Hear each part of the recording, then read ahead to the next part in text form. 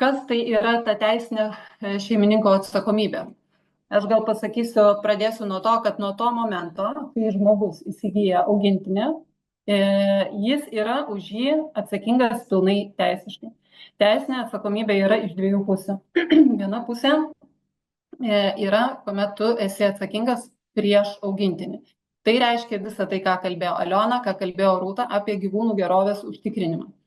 Būdamas gyvūno šeimininku, tu privalai užtikrinti gyvūno gerovę. Tai nėra diskusija, tai yra teisė. Tu ją užtikrinti privalai.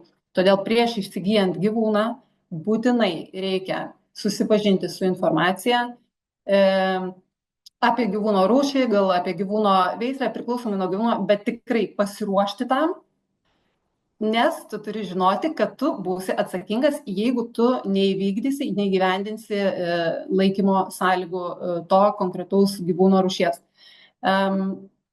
O taip pat noriu priminti, kad nežinojimas nuo atsakomybės neatleidžia, tai kartais pasitaiko taip, kad žmonės sako, oi, mes nežinojom, tai mes nieko negalim padaryti, kad jie nežinojo, ar ne? Teisinė atsakomybė prieš gyvūną, dar pabaigs, tai viena dalis yra teisinė atsakomybė prieš gyvūną, kita atsakomybė yra teisinė už gyvūną prieš kitus žmonės. Tai dabar šiek tiek paliesiu teisinę atsakomybę prieš patį gyvūną. Kaip ir bet kokioje situacijoje gyvūnų nepriežiūros, žiauraus elgesio atveju yra administracinė ir baudžiamoji. Tai daug į pačius teisės aktus nelysim, bet turint gyvūno nepriežiūrą arba žiauraus elgesio atvejį, imam administracinių nusižengimų kodeksą arba baudžiamąjį kodeksą ir žiūrim, kuri dalis yra pažeista ir kokia atsakomybė šeimininko laukia. Taip pat labai svarbus dokumentas yra Lietuvos Respublikos gyvūnų gerovės ir apsaugos įstatymas. Šiame įstatyme jisai yra skirtas būtent gyvūnam ir jame yra nurodyta tikrai daug informacijos, su kuria, aš manau, turėtų susipažinti kiekvienas žmogus prieš įsigydamas gyvūną, atsiversti šitą įstatymą ir jį paskaityti. Nes tikrai yra tenai surašyta daug labai informacijos ir apie specialiuosius reikalavimus, ir apie gyvūnų veisimą, prekybą, apie kas yra nėra žiaurus elgesys, apie poveikio priemonės, apie atsakingas institucijas ir taip toliau. Tai šitą tikrai pravartu žinoti kiekvienam šeimininkui. Jeigu dabar išklausančių žmonių, kurie jau yra šeimininkai, bet nėra niekada atsidarę ir paskaitę to įstatymo, tikrai prašau tą padarykite ir žinokite. Na ir taip pat labai svarbu susipažinti su gyvūnų laikymo taisyklėmis. Kiekviena savivaldybė turi savo gyvūnų laikymo taisyklės. Principų paruošiamos jos yra tokiu, kad yra VMVT paruoštas tvarkos aprašas, pagal kurį kiekviena savivaldybė savo pristaiko ir pasiruošia gyvūno laikymo taisyklės. Kodėl tos taisyklės turėtų būti kiekvienoje savivaldybėje skirtingos, lyg gyvūnai turėtų skirtingai gyventi, ten šuo Vilniuje ar šuo Kupišky, aš nežinau. Mes šitą klausimą kaip organizacija keliame, nes manom, kad tai yra neteisinga ir turėtų būti tiesiog vienas bendras tvarkos aprašas arba vienos gyvūnų laikymo taisyklės, bendros visoje šalyje visiems gyvūnam, nesvarbu kokiam mieste rajone jie gyvena. Kitas dalykas, dar šiek tiek paminėsiu, nors gal čia vėliau prie institucijų, kalbant, kad mes apskritai nemanom, kad savivaldybės turėtų tokias taisyklės ruoštis, nes jeigu valstybiniai maisto veterinarijos tarnyboje ten bent yra kažkokių su veterinarija susijusių asmenų, tai savivaldybėse jų dažniausiai nėra. Ir tokie dokumentai jiem apskritai neturėtų būti pavesti rengti. Bet kokiu atveju kiekvienas šeimininkas savo savivaldybės laikymo taisyklės privalo žinoti puikiai, tai irgi atsiskaitykit, susiraskite internete ir skaitykite. Ir dabar yra kita dalis, tai yra gyvūno padaryta žala kitam asmeniu arba kito asmens turtui. Kiekvienas žmogus turi suprasti, kad jo gyvūnas, pavyzdžiui, be priežiūris ar vedžiojamas be pavadėlio, ar paleidžiamas vienas pasilakstyti, išleidžiamas pasivaikščioti ar ne, nesvarbu, kad tas gyvūnas yra ne su šeimininku tuo metu, o netgi labai svarbu, kad yra ne su juo, todėl kad šeimininkas vis tiek yra už jį atsakingas. Ir jeigu gyvūnas padarys žalą, jau nekalbu apie tai, kad apskritai be priežiūros gyvūnas negali būti. Taip, aš tikiuosi, šitą mes visi suprantame ir už tai taip pat yra baudžiama. Bet ir baudžiama iš tikrųjų tam, kad būtent ir būtų užbėgama už akių tam, kas gali atsitikti, kuomet gyvūnas yra be priežiūros. Bet jeigu jau jisai yra be priežiūros ir atsitinka, o atsitikti gali visko. Žinot, tikrai mes taip dažnai susidurėm su šita situacija, palaidų gyvūnų, be priežiūrų gyvūnų, kurie tai jie čia visą gyvenimą išeina, jie pasivaikšto ir grįžta namo. Tai gal jie visada ir išeina ir pasivaikšto, bet visų pirma gerbkime kitus, kurie nenori būti prie palaidų be priežiūrų gyvūnų. Ir taip pat supraskim, kad gal visada išeina, bet ateis viena diena, kai galbūt išbėgs į gatvę, sukels avariją. Tai ne tik, kad šeimininkas turės atsakyti už padarytą žalą automobiliui, bet ką kalbėti apie tos atvejus, jeigu yra, pavyzdžiui, žmonės sužalojami, jeigu jie lieka neįgaliais arba žmonės žūsta. Ir tokiu atveju taip pat pasitaiko, kai tai įvyksta dėl gyvūnų kelyje. Aš gal noriu pridurti, ne, šiek tiek. Iš tikrųjų, netgi ir ne tik su tom taisyklėm, kurias tu dabar išvardinsi ir išvardinai, bet galiu pasakyti netgi iš tos perspektyvos namų sąlygų užtikrinimas. Pas mane yra viena istorija kliento, kur buvo praviri langai į viršų. Žinai, irgi katėms negalima, kad būtų praviri langai, nes katės smalsios nori išeiti į lauką ir dažnai pastringa tuose languose. Ir aš turėjau klientę, kurios katinui buvo 17 metų. Ir 17 metų jinai taip laikė langus ir visada sakė, jis 17 metų nieko nedaro. Čia, žinok, visur yra. Ta prasme, yra taisyklė, bet maždaug, mums taip neatsitiks. Čia kaip netgi ir kalbant apie Ukrainą, irgi sakė, kad jos perspėjo, bet jie tokie, mums taip neatsitiks. Vienu žodžiu, tai va. Ir ta katė, jie įsigijo šunį. Ir naktį, rado tą katę lauke, tiesiog iššoko ir užsimušė. Ir aš manau, kad buvo tiesiog kažkokia situacija tarp jos ir to šuns ir jinai bėgdama, tiesiog nusprendė, kad reikia išbėgti per tą langą. 17 metų nieko neįvyko, bet taisyklių nesilaikymas privedė prie tokios situacijos. Nors 17 metų buvo viskas gerai. Tai yra be galo svarbu. Ir dar kartą aš noriu paminėti, kad viską, ką mes sakom, tai yra paremta patirtimi, ne mūsų fantazija ar paranoja ar dar kažko. Tikrai tai yra didžiulė patirtis, kurią dalinasi skirtingų sričių specialistai. Ir būtų labai gerai, kad jūs atsižvelgtumėt į tai. Viskas atsijungia. Taip, labai geras pavyzdys iš tikrųjų yra tikrai ir mes esam tokių turėję ir kaip per tuos tokius atvirus langus ir pasikarė ten įstrigusios katės, tai tikrai žmonės turi apgalvoti ir šitie visi dalykai vėlgi taip visko atsitinka, čia kaip Rūta sakė, su tais pabėgusiais gyvūnais, atsitinka, visiems visko būna, bet mūsų pareiga kaip šeimininkų yra užtikrinti ir apgalvoti, kad tai neatsitiktų. Taip? Ir tada labai dar trumpai iš tos teisinės pusės pasakysiu, kad jeigu jau taip atsitiko, kad žala buvo padaryta, tai tą žalą asmuo gali atlyginti savo noru. Jeigu jisai savo noru neatlygina arba yra nesutariama dėl turtinės žalos dydžio arba atlyginimo būdo, tada žalos atlyginimą pritiesia teismas ar administracinio nusižengimo bylą ne teismo tvarka nagrinėjanti institucija, tuo pačiu nutarimu, kurio skiriama administracinė nuobauda už gyvūno nepriežiūrą. Klausimas, kad labai nepatinkantis daug žmonių, Aliona šypsosi. Ar gali katės vaikščioti kur panorėjusios? Ne, katės negali vaikščioti kur panorėjusios. Aš suprantu, kad tai yra labai sunku, ypatingai jeigu yra pripratusi katė išeiti į lauką, ją dabar uždaryti, kad ypatingai vasaros metu, kad tai yra sudėtinga sužiūrėti. Ir nežinau, į diskusijas dabar čia ir nesileisim to klausimu, bet iš teisinės pusės tiesiog pasakau, kad ne, katės vaikščioti negali be priežiūrės, jos turėtų būti taip pat vedžiojamos pavadėliu kaip ir šunis.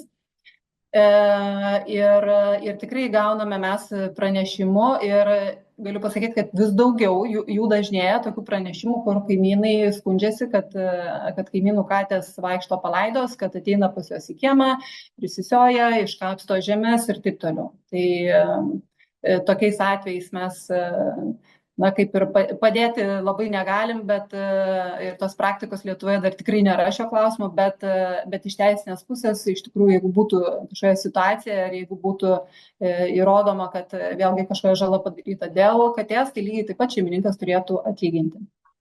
Tai aš norėčiau čia irgi įsiterpti trumpam, tai ne tik katės, bet ir šunis, triušiai, triušiai, žiurkėnai, jūros kiaulytės, vėžliai irgi labai dažnai nešami vasarą į lauką, tai jie irgi neturėtų būti be priežiūros palikti. Nes dabar yra mada vedžioti su savim triušiuką, su pavadėliu, arba išvesti į lauką, jisai išsikasė ir sudaro avarinės situacijas būtent žmonėms, kurie vairuoja. Tai čia ne tik šunims katės, bet čia ir visiems, manau, gyvūnams, tiek paukščiams irgi tas pats. Nes yra žmonių, kurie paukščius mokina grįžti pas šeimininkus, paleidžia juos, tikrai yra tekę girdėti tokių skaudžių istorijų, kad papūga skraido, viskas gerai ir netikėtai kažkaip tai stebuklingų būdų fūra nudaužė paukštį skrendantį. Ir tada ašaros pakalnės. Tai mes turim saugiai pasirūpinti, kad mūsų gyvūnas būtų saugus. Taip, ir dar aš noriu pridurti apie kačių paleidimą, nes čia mano tema. Kažkada aš pradėjau tą, tai iš tikrųjų susidūriau su labai didelė nepasitenkinimo banga. Kažkas ten pas mane biškį lagina. Reikia gal taip padarysiu. Ir po to man sako, jau žinau komentaruose, po metų sako, jau mažiau komentarų, kad kodėl čia negalima. Jau žmonės arba tyli, arba supranta. Bet iš tikrųjų, kalbant apie kates, kurios išeina laisvai pasivaikščiot, čia ne tik saugumas arba diskomfortas kitų žmonių, tos pačios katės jos gali nukentėti, ane, ir jos gali atnešti ligų namiškiams. Tai irgi reikia apie tai pagalvoti. Ir, aišku, reikia pažymėti tą faktą, kad pačios katės jos gaudo paukščius ir tikrai kenkia ekosistemai, gamtai. Taip, ačiū labai už komentarus ir iš tikrųjų Rūtos gal net ir atsiprašyti noriu, kad mato, kiek mažai yra kalbama apie kitų rūšių gyvūnus auginamus namuose. Mes taip įpratę kalbėti iš tikrųjų tik apie šunis ir kates, kad ir aš taip pat kalbu apie šunis ir pridėjau kates. Bet o kur tie visi kiti gyvūnai, tai visiškai teisingai. Lygiai taip pat absoliučiai dėl kiekvieno gyvūno šeimininkas bus atsakingas visomis prasmėmis, ne tik dėl kačių ir šunų.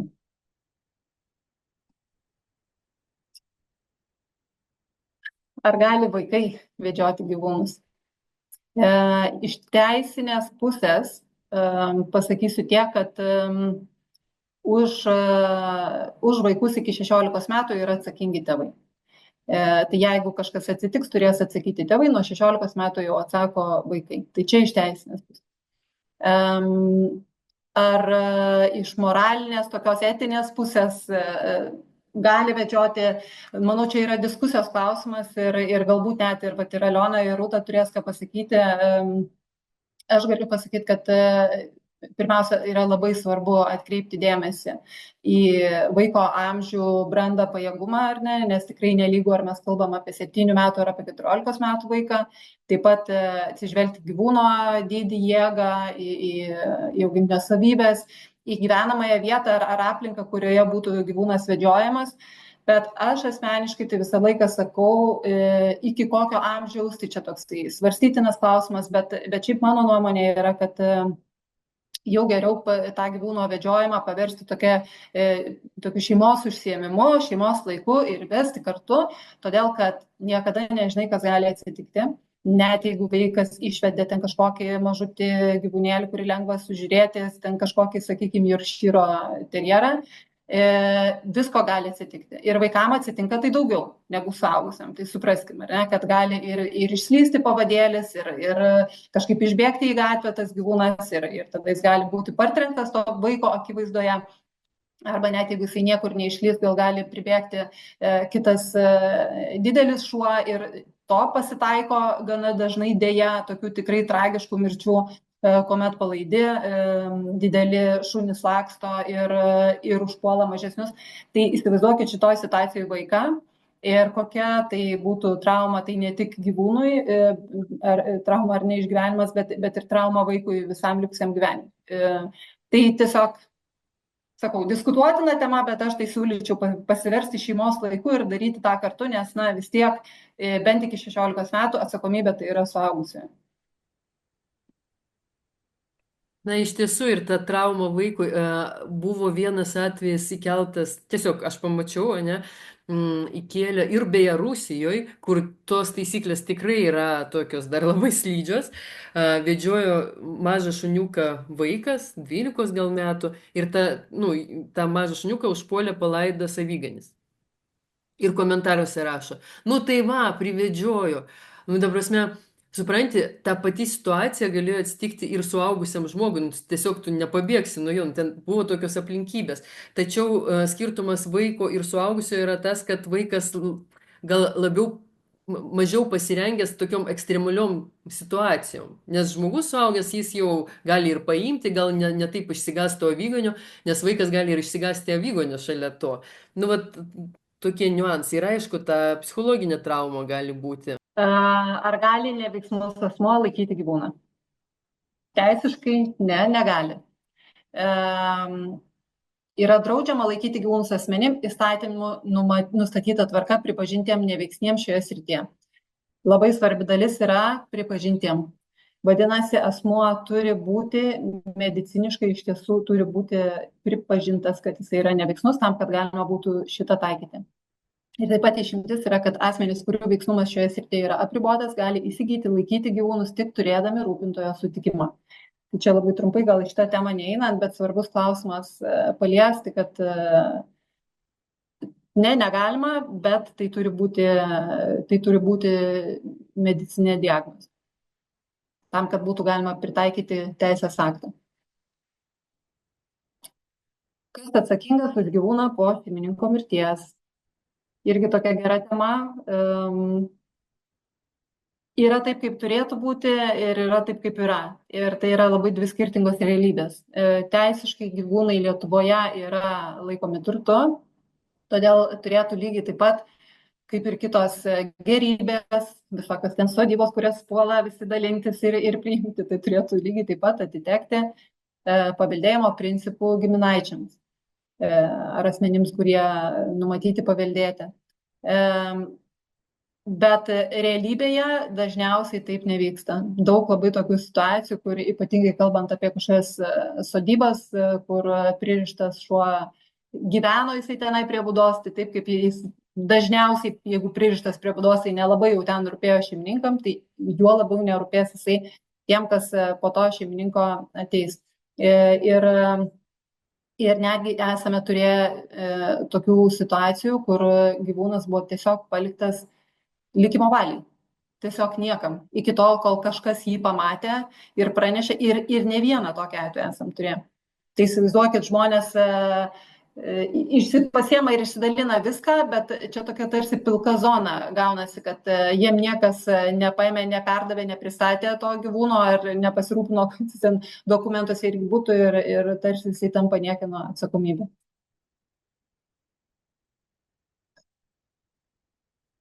Labai svarbu žinoti visiems, tiek gyvūnų mylėtam, tiek gyvūnų šeimininkam atsakingas už gyvūnų gerovę institucijas Lietuvoje. Kokios jos yra ir už ką jos yra atsakingos. Tai kaip mes kalbam apie administracinių nusižengimų kodeksą, būtiškai kalbant apie tas visas lengvesnės situacijas, atsakinga yra VMVT, policija ir savivaldybė. Šiek tiek detalizuosiu. Pradėsiu gal nuo pabaigos, nuo savivaldybės. Savivaldybė yra atsakinga už tai, ką jau minėjau anksčiau, gyvūno laikymo taisyklės. Būtent už tų taisyklių priežiūrą. Vadinasi, savivaldybės viešosios tvarkos pareigūnas atvyksta į iškvietimą, jisai gali patikrinti tai, kas yra labai akivaizdu ir kur nereikia specifinių žinių turėti apie gyvūnus. Vadinasi, ir tai, kas parašyta tose taisyklėse. Ar ne? Tai pavyzdžiui, ar būda yra ne kiaurų stogų, ar gyvūnas turi pavėsį, tokius labai techniškus dalykus. Kai kuriuose taisyklėse yra minimalūs plotai numatyti, anksčiau buvo minimalūs plotai visiems, dabar ir tų yra nebelikę. Vėlgi čia mūsų darbų begaliniam darbų sąraše yra grįžti prie šito klausimo, kad tie plotai turėtų atsirasti vėl. nes taip jie buvo maži, jie buvo tikrai, jeigu žiūri iš gyvūno mylėtojo tos pusės, jie visiškai yra netinkami, nepakankami, ne tai, kaip gyvūnas turėtų gyventi, bet tai buvo bent kažkas. Nes dabar yra kiekvieną kartą ginčas ir yra labai sudėtinga įrodyti, tai iš tikrųjų tas voljeras turėtų būti didesnis ar turėtų būti mažesnis ar jis tinka mažesnis. Tas pats su grandiniu ilgio. Mes dabar iš tikrųjų ties kuo dirbame, tai bandome padaryti vienas tokias pavyzdinės taisyklės su Vilniaus rajono savivaldybė ir tada tas taisyklės, jau kai jos bus tokios pavyzdinės ir geros, taip kaip mes įsivaizduojam, kad turėtų būti, na, vis dar išliekant realybėje, ne įsivertinant, kas yra realu, ką yra realu pasiekti, o ne visai taip jau kaip ten norėtumėm, nes tikrai tada ir jokių būdų ir laikymo lauke nebūtų. Bet stengiamės taip, kad tos taisyklės atsirastų ir galbūt tada pereitų ir kitas savivaldybės, o čia kartu ir klausimas keliamas dėl apskritai, kodėl tos taisyklės kiekvienoje savivaldybėje yra skirtingos. Bet, žodžiu, tai tiesiog reikia žinoti, kad pamačius nepriežiūrą gyvūno kreipiatės į savivaldybės viešąją tvarką. Taip? Jeigu mes kalbame apie gyvūnų gerovę, atsakinga yra valstybinė maisto ir veterinarijos tarnyba. Gerovė tai turiu omeny, kad jeigu savivaldybės pareigūnas atvyks, jisai nesupras ir negalės įvertinti, neturės kompetencijos įvertinti, ar gyvūno įmitimas yra tinkamas ar ne, ar gyvūnas yra sveikas ar ne. Tai tokių iš gyvūno gerovės pusės čia jau yra reikalinga VMVT ir paprastai, jeigu savivaldybės darbuotojas negali įvertinti šitos situacijos, jie turėtų pasikviesti VMVT pareigūną, inspektorių kartu atvykti, įvertinti, bet labai neretai viešosios tvarkos pareigūnai vis tik skambina mum ir klausia, ką jiem dabar daryti. Na ir VMVT dar atsakinga už tas kitas dalis veisimą, dauginimą, kuravimą, žodžiu, daug VMVT apima daugiausiai gyvūnų priežiūros klausimų. Ir tada yra policija, tai čia jau policiją mes pasitelkiam, kai yra žiaurus elgesys su gyvūnu. Tai dažniausiai bus vienokio ar kitokio tipo smurtas, tai tuomet jau yra atsakinga policija. Ir čia perinam prie to, kad būtent policija yra atsakinga už baudžiamąjį kodeksą. Gal tiek apie institucijas. Taip, tai mūsų puslapyje galima rasti, tikrai yra informacija ir apie tas institucijas ir išvardintos jų atsakomybių sritis. Tų institucijų šiek tiek daugiau yra paaiškinta ir ką kitos daro, tokios kaip aplinkos apsaugos departamentas, pavyzdžiui. Taip pat nepamirškim, kad yra ir įmonės arba organizacijos, kurios yra pasirašusios sutartis su savivaldybė ir jos yra tada atsakingos, priklausomai nuo sutarties turinio, kas yra pasirašyta, bet dažniausiai tai yra atsakomybė už beglobius, už bepriežiūrius gyvūnus, tai yra jų atsakomybė. Kaip galima padėti gyvūnams? Aš žinau, kad mes čia kalbam šiandien apie šeimininko atsakomybę už savo gyvūną, bet labai norisi paliesti tikrai šitą temą, nes tai yra labai svarbu. Tai galima kreiptis pamačius nepriežiūros atvejį, netinkamai laikomą gyvūną, galima ir būtina iš tikrųjų pamačius tokį nusikalstamą veiką, pagal įstatymą žmogus privalo informuoti atitinkamas institucijas. Tai būtinai tą turi padaryti, gali kreiptis taip pat į mus, tačiau kadangi tikrai atvejų yra daug ir daug, gal sakau, kaip iš vienos pusės gaila, kad jų dar yra, bet iš kitos pusės mes suprantam, kad ne pačiu atveju daugėja, o tiesiog visuomenė sąmoningėja, jie tampa mažiau abejinga ir gal net labiau pasitikė institucijomis ir organizacijomis, kad kažkoks rezultatas bus, nes iš tikrųjų rezultato pasiekti pavyksta, tačiau yra labai sudėtinga tikrai visos Lietuvos, visus gyvūnus, mes pranešimus gaunam apie viską, kas tik tai įmanoma, yra neįmanoma tiesiog visų apsiimti, todėl esame parengę instrukciją, kuri įgalina pavienius žmonės padėti gyvūnams. Ir ta instrukcija, čia matote nuorodą, galit pas mus tiesiog irgi puslapį užėję paiešką suvedę instrukciją, ją jūs ir nuves. šiek tiek labai trumpai paaiškinsiu, kaip jinai veikia. Tai ateinate į instrukcijos puslapį ir čia mes esam išskaidę tokius pagrindinius pažeidimų būdus ar nežinau, kaip čia įvardinti, tokias grupės pažeidimų. Susirandate labiausiai tinkamą pažeidimui, kurį užfiksavote ikonėlę, užeinate į vidų ir tenai bus žingsnis po žingsnio surašyta, ką jūs turite padaryti. Tai tarsi vadovas, ką turite daryti, tai įskaitant, kokia institucija yra atsakinga, pagal kokį straipsnį turėtų būti klasifikuojama, kokia turėtų būti daugmaž nuo iki žirklės skiriama bauda, kokiais netgi ir kontaktais pranešti institucijai.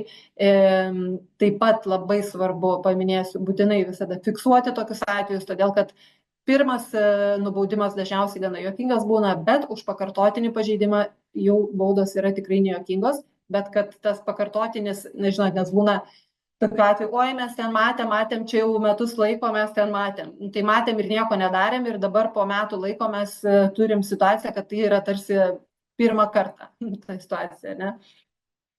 Ir nors tai iš tikrųjų jau yra pakartotinis ten 100 kartų elgesys. Tai va, ir netgi esame parengę šablonus, kuriuos galite atsispausdinti ar pasižiūrėti kaip pavyzdį ir užpildyti, kad būtų aišku, kokios informacijos reikia, ką reikia pildyti. Siunčiate institucijom ir jau tada gavę atsakymą, kuris, pavyzdžiui, netenkina ir jūs nesuprantate ar kažkaip, tai tikrai kviečiam su mumis pasikonsultuoti ir mes tikrai padėsime arba parengti kažkokį atsakomąjį raštą arba tiesiog padėti suprasti tą situaciją. Tai va, bet tikrai yra įrankių, kuriais gali žmonės naudotis ir tikrai padaryti patys daug, vietoj to, kad tiesiog mums ten linkus mėtyti ar komentaruose žymėti, kur turi suprasti žmonės, kad mes turim visi ir kitus tiesioginius darbus ir gyvenimus ir ten tikrai negalim sėdėti visą dieną Facebook'e ir žiūrėti, kur ten kas mus patagino, nes šimtai yra tų žmonių skirtingose grupėse, skirtingose temose. Tai yra tiesiog neįmanoma. Bet tikrai galima imtis iniciatyvos patiems. Ir dar labai noriu paminėti, kalbant apie šeimininko atsakomybę tokią pabaigai. Tai šeimininko atsakomybė už savo augintinį ir yra pilnai šeimininko atsakomybė už savo augintinį.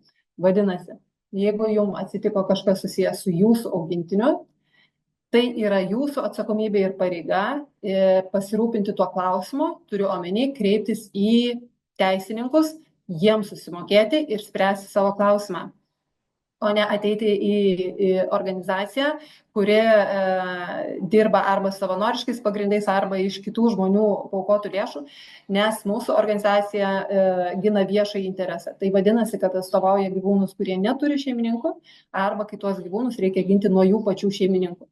Bet ne tada, kai atsitinka gyvūnų, kuris turi savo šeimininką ir tas šeimininkas gali šito klausimu pasirūpinti.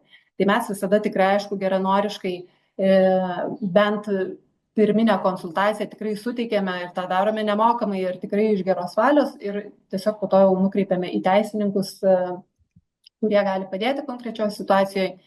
Bet tikrai čia grįžtant į pačią pirmą skaidrę, tiesiog užsidaro toksai ratas, primenant tai, kad ir tai yra šeimininko atsakomybė ir šeimininkas turi būti tam pasiruošęs. Ačiū.